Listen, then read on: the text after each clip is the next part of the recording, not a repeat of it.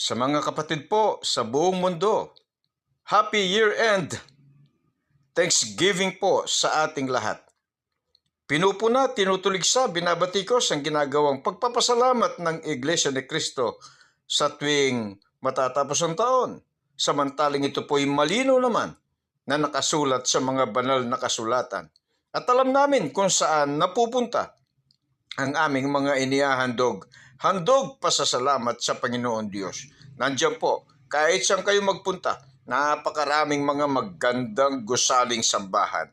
Kita-kita namin, hayag na hayag sa amin kung saan napupunta ang aming mga inihahandog, lalo na po ang aming mga handog pasasalamat sa Panginoon Diyos.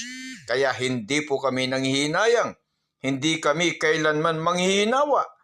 Lalo namin pagtatalagahan yan, maghahandog kami ng sagana sapagkat sa mga gayong gusaling sambahan o templo, ang Panginoon Diyos ay totoong nalulugod. Ang sinasabi ng iba, hindi naman tumatahan ang Panginoon Diyos sa mga gusaling sambahan o sa templong ginawa ng tao. Totoo naman po yun. Hindi tumatahan ang Panginoon Diyos sa kanyang kasangyaan o sa kanyang likas na kalagayan sa templong ginawa ng tao. Pero tandaan po natin ang nakasulat sa Biblia.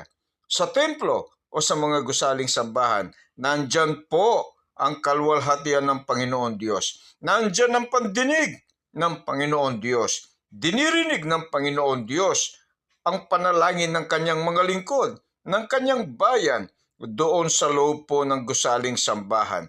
Kaya, muli, sa mga kapatid po, sa buong mundo, Happy Year-End Thanksgiving po sa ating lahat. Isang magandang umaga po sa ating lahat, mga mahal na kapatid at sa aming mga kaibigan. Sana po suriin ninyo, siyasatin ninyo ang mga aral na aming sinasampalatayan sa loob ng Iglesia ni Cristo. Siyasatin ninyo kung bakit ang Iglesia ni Cristo ay may isinasagawang year-end Thanksgiving. Naghahandog kami ng sagana sa Panginoon Diyos sapagkat buong buo ang aming pagtitiwala at pananampalataya. Ang mga gayong hain ang Panginoon Diyos ay totoong nalulugod.